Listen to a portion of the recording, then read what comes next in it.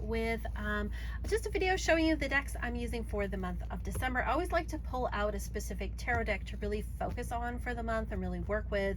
I find that this way I give the decks in my collection some love by picking a different one each month. I also have some oracle decks that I'm going to show you that I'm working with as well. And then I'm just going to show you a new reading that I'm doing on my Etsy shop for the year ahead 2025. I'm actually going to be having on my Etsy shop a sale on my astrology year ahead reading, my 12 house reading that is really popular, and it's one where I use God and Goddess cards to talk about the archetypes and some of the things that are coming ahead for you for the month. And for some people, they use it to show what gods and goddesses to work with on different things, so it's a really popular one.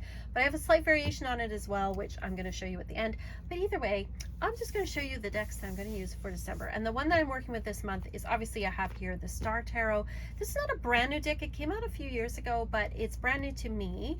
I actually got it for Christmas last year, but I thought it was kind of a bit of a Christmassy, solstice-y kind of deck, different vibe going on. So I thought I would save it for December this year. So I am going to be working with it. So this is the box that comes in. It's like a nice magnetic box. It comes with a really beautiful book, like very nice, like full color pictures, lots of information. So I'm really looking forward to diving in and working with that. My only complaint is that this insert in the box is sort of falling apart, but I mean, it's a minor detail about things for sure. All right, so this is the Star Tarot here. I will zoom in. Beautiful angel there. Okay. All right, so first of all, I want to show you, of course, it's got gilding, which I love. I'm like a magpie who is a sucker for shiny, bright things. Let's just take a look here. There we go. So we got the Four of Cups here. This is kind of a bit of a Thoth deck, I find. It's one that, let's get the lighting right here. I feel like the lighting's like kind of a little bit off here. Okay. So we've got the Four of Cups here. This is a very Thoth-based deck, but it's not, I feel like I like the addition of people here. Like I feel like it's a little bit of a mix between Rider-Waite and Thoth. So I do enjoy that.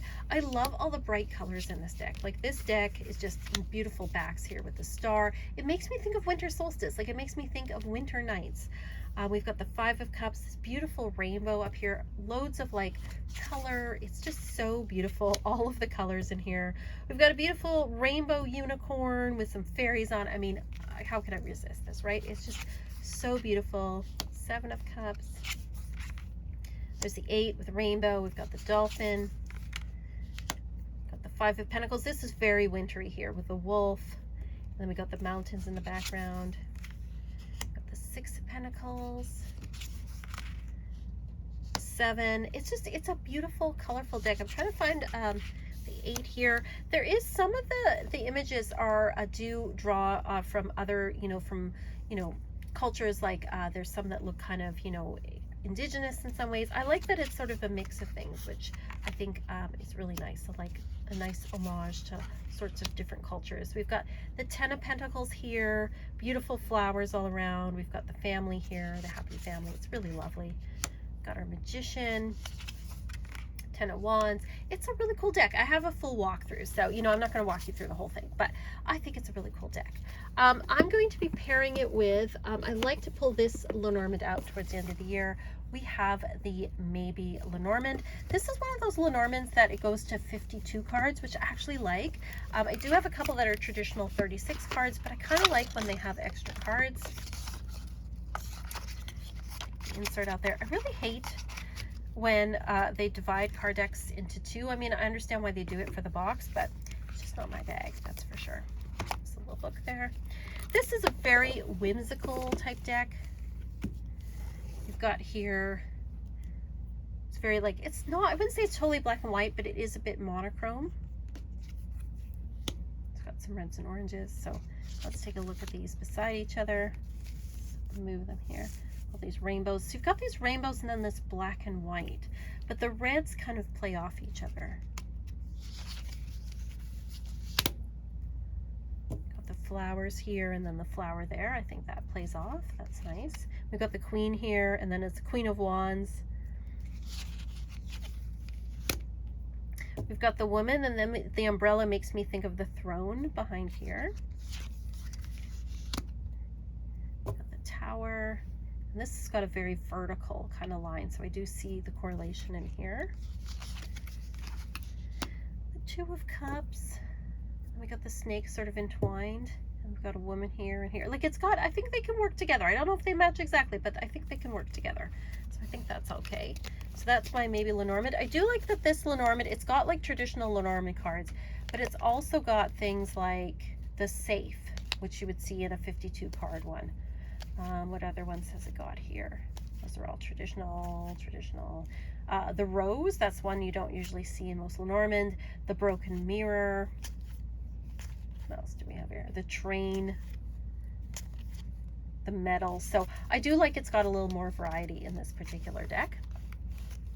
The other deck I'm going to be working with too is the Fairy Tale Oracle. This is by Lucy Cavendish and the artwork by Jasmine Beckett Griffith. I've used this deck as my December Oracle deck for a while. I like that it refers to fairy tales, you know, which I think is appropriate for this time of year, but they're not super sweet. Like it's not an overly sweet and saccharine deck. Like often these fairy tales have like, you know, they have a darker meaning or they have a meaning that's a little bit more serious. So let's take a look at these two together. We've got the Three of Cups and we've got water and salt. That's interesting with the cups there.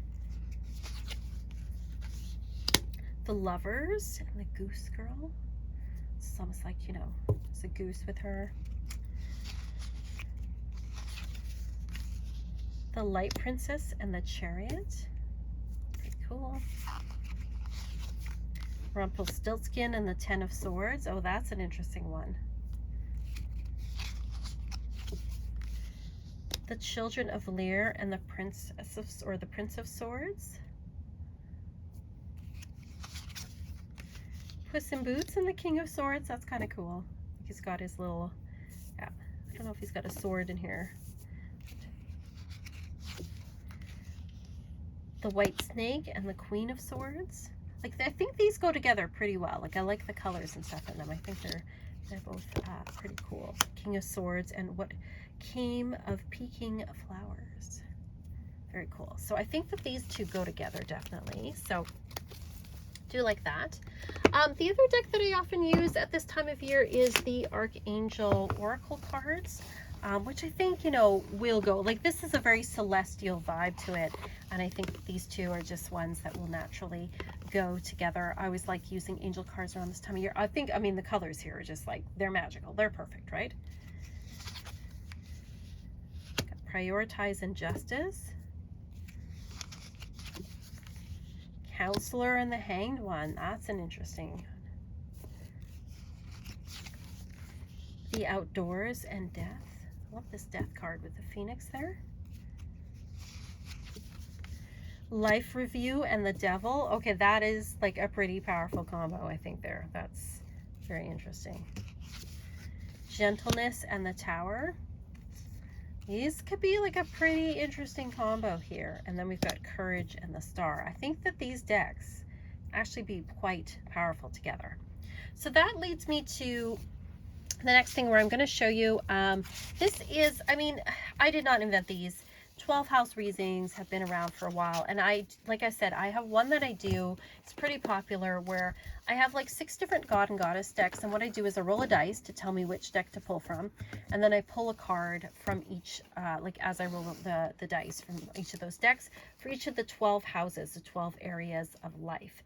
And it tells people what archetypes to work with. But this year I've really felt guided to, I'm still offering that, but to also offer an angel one. For what angels or angelic energy to work with, if that's something that you're interested in working with, or you just kind of want like a reading that's, you know, maybe a little more gentle. But I find these cards are actually like, they can bring up some quite powerful things. So if you're interested, I'm just going to table there.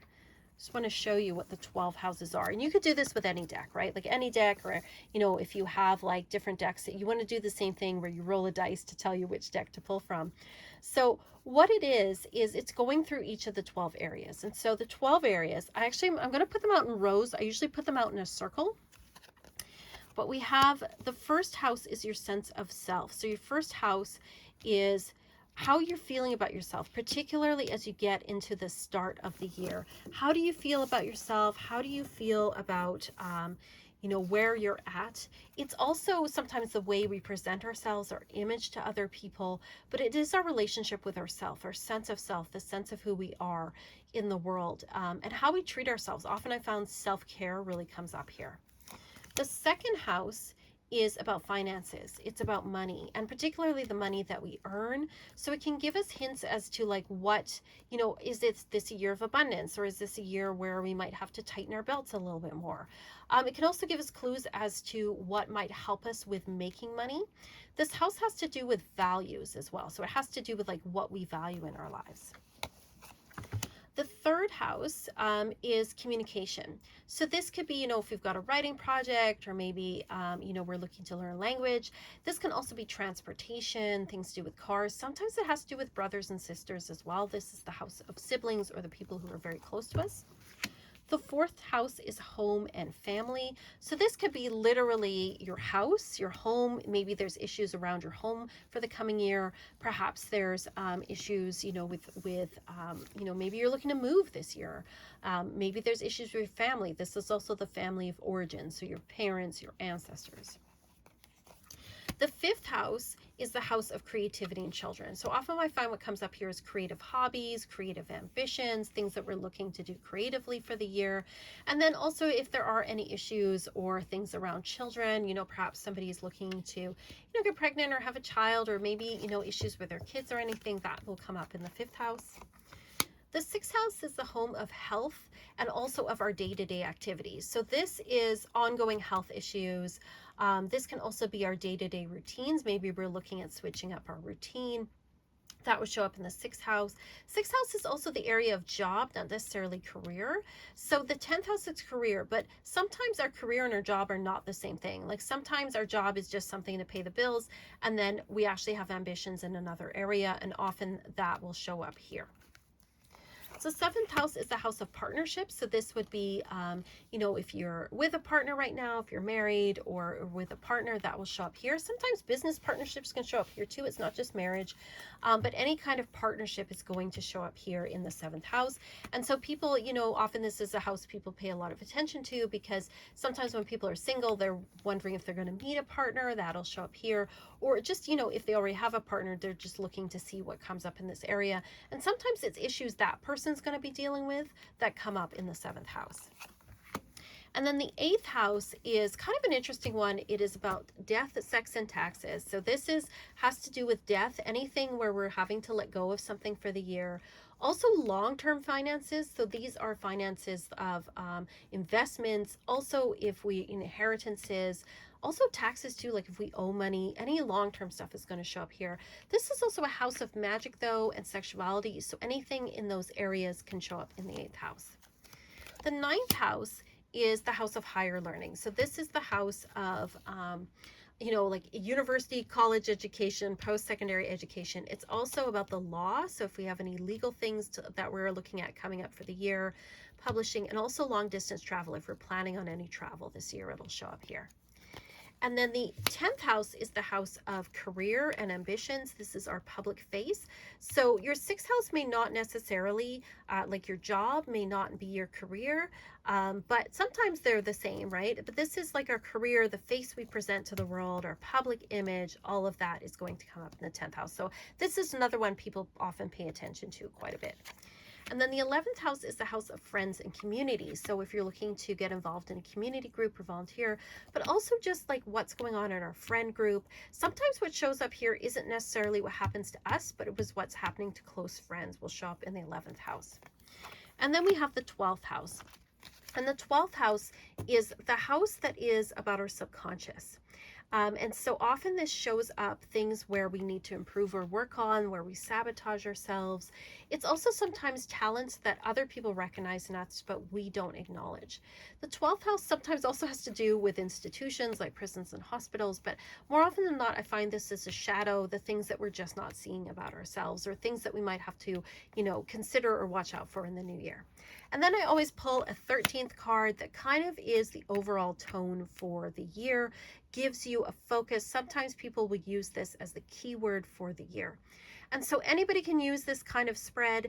I'm, like I said, I have one that uses God and Goddess cards, but I'm also going to be offering one that has angel cards this year for those that are interested in that. So you can check that out there, but feel free to, like, you know, use whatever cards. You can use tarot cards, oracle cards, whatever you feel for this kind of reading. But it's a really great way to see kind of what the themes are coming up for you for the year ahead. So that's the decks I'm using for this month, and the spread I have for this month. Let me know what decks you're working with. Have you worked with any of these decks over here? Again, if you want to get a reading from me, you can check out the Etsy shop. You can also check out my Patreon. And thank you to all my patrons. Thank you for helping me and supporting me this year.